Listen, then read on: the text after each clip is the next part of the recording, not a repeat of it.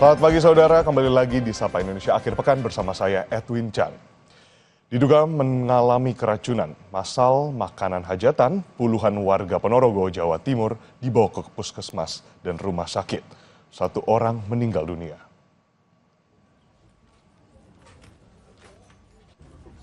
Korban meninggal Sabtu pagi setelah sempat dibawa ke rumah sakit Yasvin Gontor dan RSUD Ponorogo pada Jumat malam.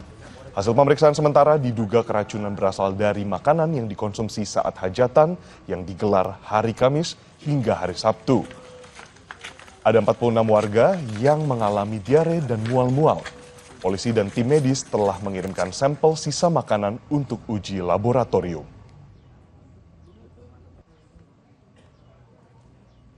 Saat ini informasi yang didapatkan oleh petugas ada 46 orang yang menderita sakit dan ada satu orang yang meninggal dunia. Mayoritas saksi-saksi yang menderita keracunan kita ambil keterangan.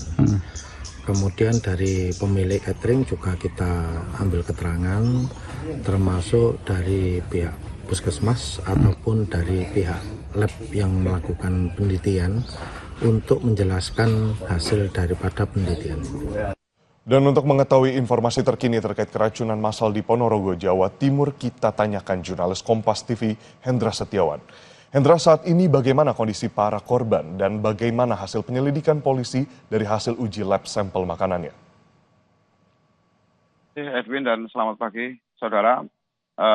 Hari Minggu ini, tepatnya hari ketiga sebenarnya setelah hajatan, ada total puluhan, yaitu di satu tempat ada 46 warga dilaporkan mengalami diduga keracunan, satu orang meninggal dunia dan satu orang saat ini masih menjalani perawatan di puskesmas di wilayah Jetis Ponorogo.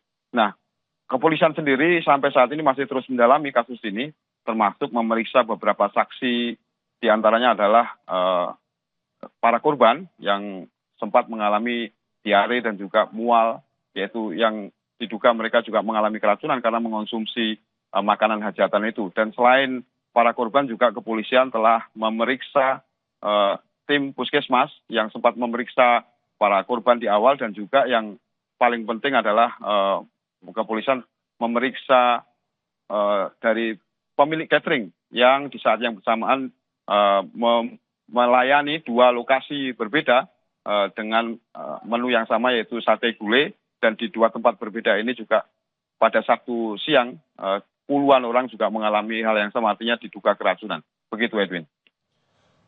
Baik, Hendras, mungkin terkait dengan hasil pengecekan dari laboratorium. Nah, di sini berarti melibatkan Puslap 4. Ada kabar dan juga informasi terkini dari Puslap 4? Ya, memang hari ini hari Minggu memang belum ada hasil keluar, cuman barusan saya mencari informasi atau kontak dengan Kasat Reskrim Polres Ponorogo AKP Rudi Dadanto.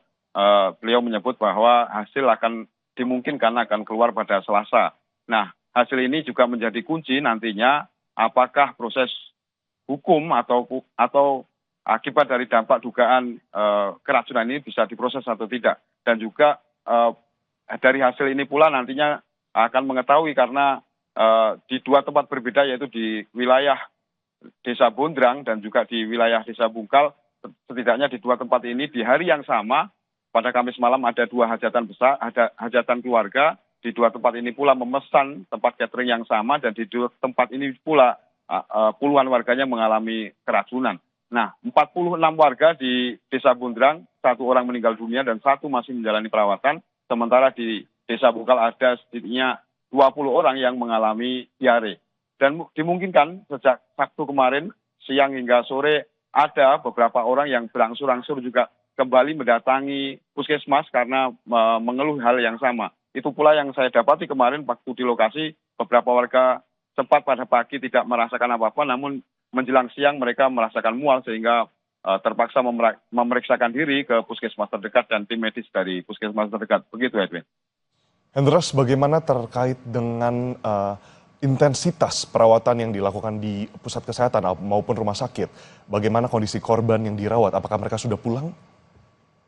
Ya, sebagian besar memang pulang, artinya mereka menjalani rawat jalan karena hanya mengeluh mual sedikit dan juga pusing.